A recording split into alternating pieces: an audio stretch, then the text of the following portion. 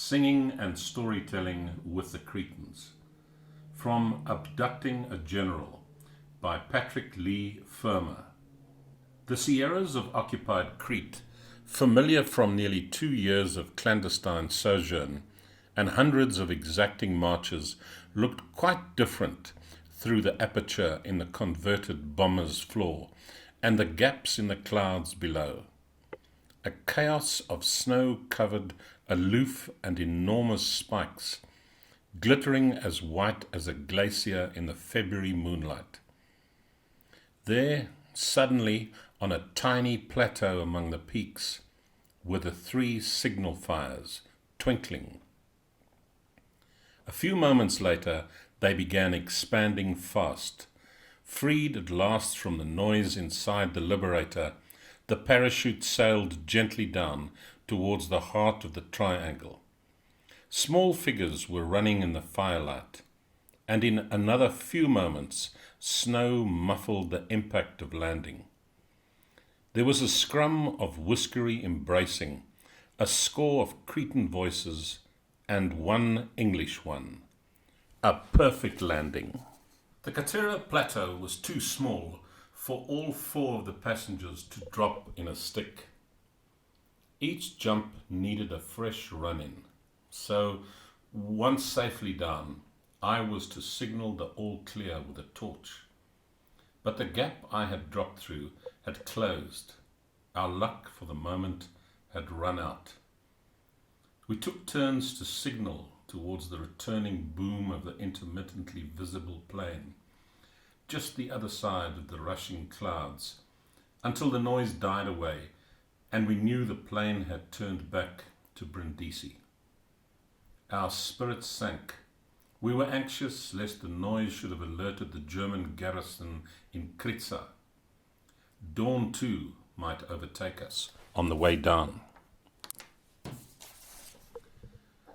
Scattering the fires, whacking the loadless pack mules into action, and hoping for a snowfall to muffle our tracks, we began the long downhill scramble.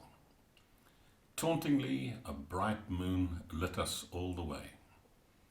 At last, we plunged warily through the ilex and the arbutus into the home cave as the dawn of the 6th of February, 1944, was breaking. As it turned out, I stayed with Sandy Rendell in his cave for over a month. It was perched near a handy spring in the Lasiti Mountains, above the village of Tapais in eastern Crete. Smoky, draughty and damp, but snug, with strewn brushwood under the stalactites. It was typical of several layers dotted about the island, each sheltering a signal sergeant, a small retinue of Cretan helpers, and one each of a scattered handful of heavily disguised British liaison officers. None of these BLOs were regulars. The only thing they had in common was at least a smattering of ancient Greek from school. They all had a strong feeling for Greece and Crete, and were deeply involved not only in the military grandeurs and miseries of the island, but, as the occupation lengthened, in every aspect of its life.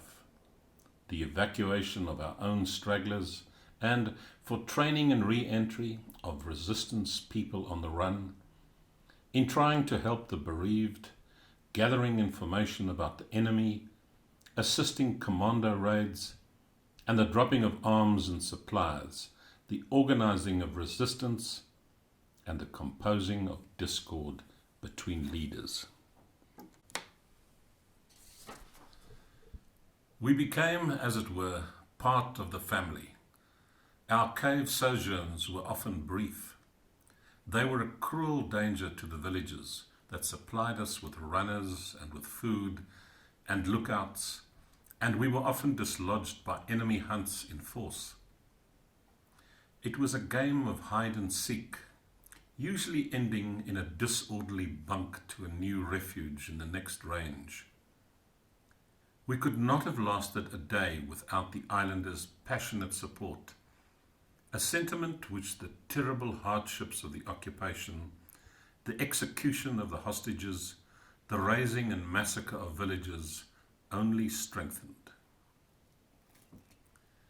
A time of bitter weather ensued, postponements, cancellations, and false starts. Night after night, Sandy and I set out with our party for the plateau. Again and again, we heard the planes circling over the clouds.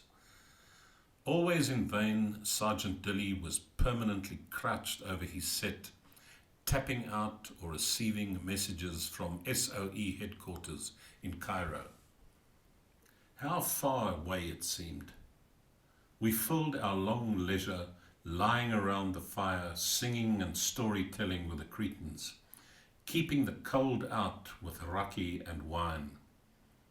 There were endless paper games and talk, and plenty of time, it soon turned out, to grow one of the moustaches that all Cretan mountaineers wear, and to get back the feeling of mountain clothes.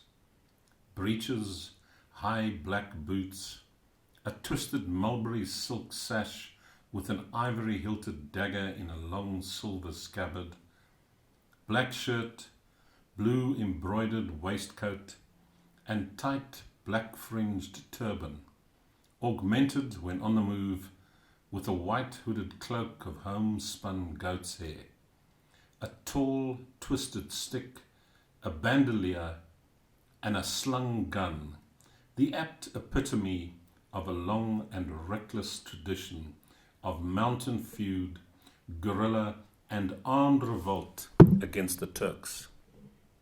There was time, above all, to think about the scheme on hand.